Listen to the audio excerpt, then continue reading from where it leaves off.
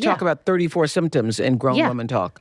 Mood swings, hot flashes, depression, anxiety, vaginal dryness, changes in libido, frequent urinary tract infections.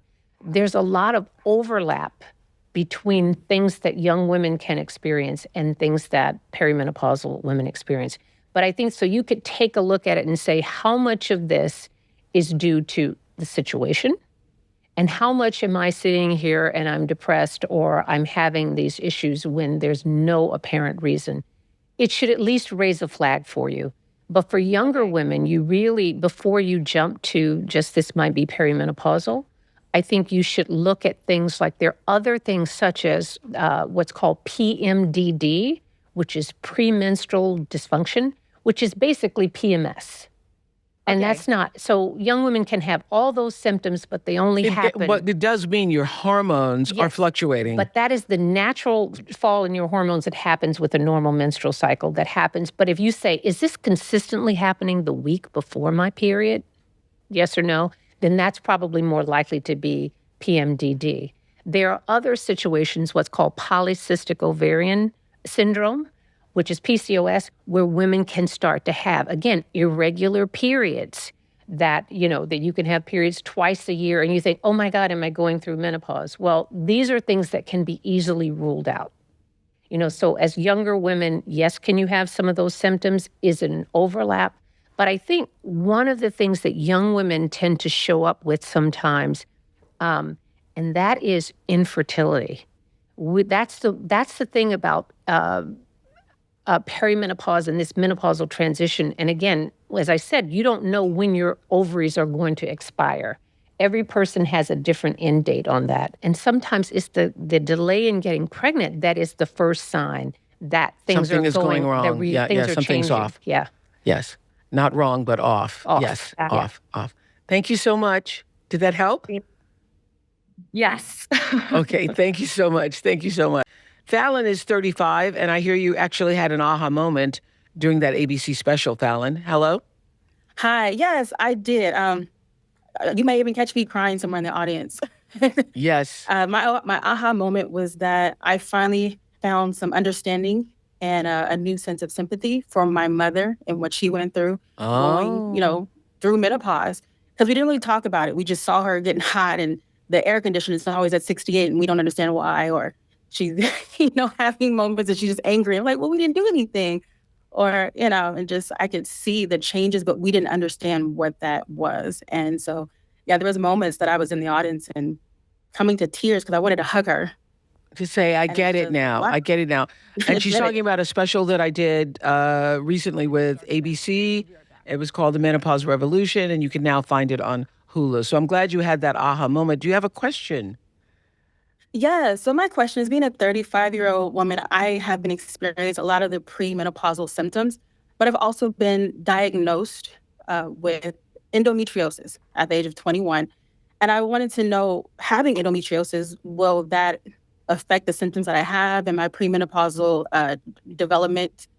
Am I at higher risk for certain things because of my endometriosis? And maybe if that's something that's bringing, the premenopausal on sooner.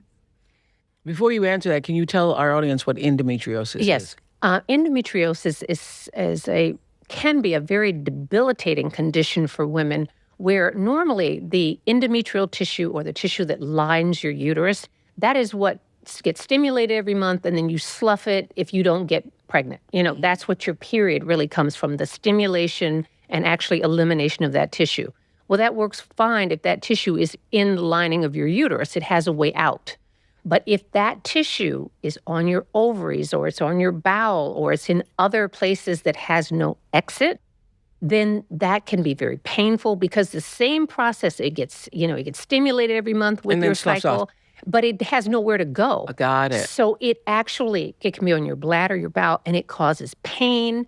It can cause infertility. If it's on your ovaries, it causes scarring. And women who have endometriosis often have suffered for years before they get an adequate diagnosis about what's going on, because pain is a hard thing you can't see it all the time. Mm-hmm. And, they'll go get a scan or a sonogram and they go, well, it looks normal. and you have no idea, but they say, I'm in pain, I'm in pain. The average woman with endometriosis has gone to the ER 5 to 7 times for relief of their pain. And this gets back to not believing women. And there's also this trope that we have been taught is that endometriosis is a disease of thin white women. So again, when you are complaining of I have pain with sex, I have pain when I'm having a bowel movement or urinary issues, they're not thinking about that because their image of who they think has endometriosis may not be you. And that's why there's often a delay in diagnosis with endometriosis. Yeah. So that took 3 years. Yeah, it took 3 years. And that is typical, to be quite honest with you. All right. So I interrupted so you could explain what it was to the audience. Now what's the answer to her question? Yes. But endometriosis in and of itself, we don't know that is going to alter the course of menopause for you. Or not necessarily. It may not come earlier. It's going to come when it comes. But what happens for a lot of women with endometriosis, they end up going through menopause prematurely because once your symptoms have gotten to be so severe and you've tried medication for it, sometimes we try birth control pills. Actually, one of the medications that we use to sort of keep endometriosis at bay is actually a medication that puts you in menopause. Which is? Lupron. It's a Lupron, it's a shot, and now there's a newer pill that you can do. But basically what it does, it shuts your ovaries down. So that cycling and all that stuff that's going on in your body, it just goes away. Well, it's great. It helps with your endometriosis, but it gives you menopausal symptoms. Yes. Yeah. So that's where menopause and the endometriosis connection comes in. And also for young women who have endometriosis, once the symptoms get to be so bad and you've tried all those medical management things, and you may even try surgery to go in and remove some of the endometrial tissue, but if it comes back, often the definitive treatment for endometriosis is a hysterectomy. And it's a hysterectomy with removal of the ovaries.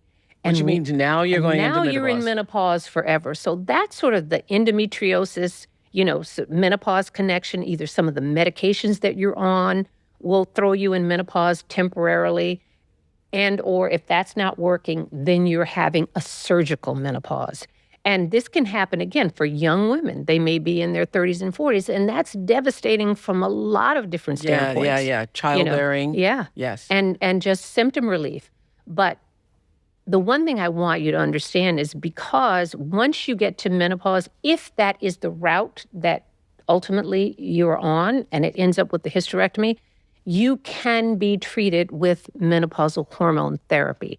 That does not mean that, I'm 35 years old, I've had a hysterectomy and my ovaries are out, so I just must endure.